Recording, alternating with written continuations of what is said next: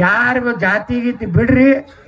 ನೋಡ್ರಿ ಇವತ್ತು ಧಾರವಾಡದಾಗ ಹುಡುಗರು ದಾಂಧಲಿ ಮಾಡ್ಲಕತ್ತಾರೆ. ಎದಕ್ಕೆ?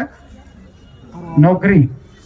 ನಾ ವಿಧಾನಸಭಾದಾಗ ಹೇಳಿದ್ದೆ, ಬೆಂಗಳೂರಿನಾಗ ಮುಖ್ಯಮಂತ್ರಿಗಳೇ ನೀವು ಹುಷಾರಿರಿ, 2,80,000 ಪೋಸ್ಟಿಂಗ್ ಆಗ್ಬೇಕು ಕರ್ನಾಟಕದಾಗ.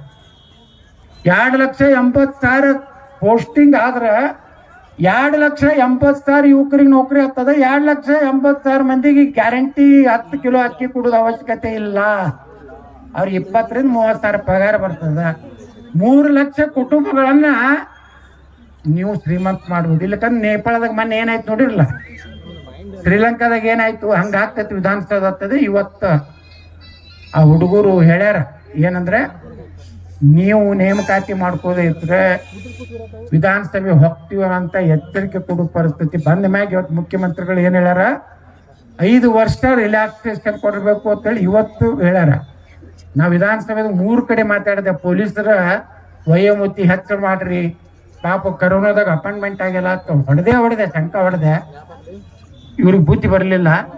ಇವತ್ತು ಧಾರವಾಡದ್ದು ನೋಡಿದ ಮ್ಯಾಗ ಸಿದ್ದರಾಮಯ್ಯವ್ರಿಗೆ ಅನ್ಸೈತಿ ಇದು ಬಹಳ ಸೀರಿಯಸ್ ಹೋಗ್ತದೆ ಅಂತ ಹೇಳಿ ಇವತ್ತು ಅಪಾಯಿಂಟ್ಮೆಂಟ್ 5 ವರ್ಷ ಏನ್ ಮಾಡ್ಯಾರ, ಏಜ್ ರಿಲ್ಯಾಕ್ಸೇಷನ್ ಕೊಡ್ತೀನಿ ಅಂತ ಮಾತು ಹೇಳಿದ. ಅದಕ್ಕೆ ಬಂಧುಗಳೇ, ಒಂದು ಕಡೆ ನಮ್ಮ ಯುವಕರಿಗೆ ಉದ್ಯೋಗ ಆಗ್ಬೇಕು, ನಮ್ಮ ಸನಾತನ ಧರ್ಮ ರಕ್ಷಣೆ ಆಗ್ಬೇಕು. ನಾವು ಸುರಕ್ಷಿತವಾಗಿ ದೇಶನಾಗ ಈ ರಾಜ್ಯದಾಗ ಇರ್ಬೇಕಾದ್ರೆ ಎಲ್ಲರೂ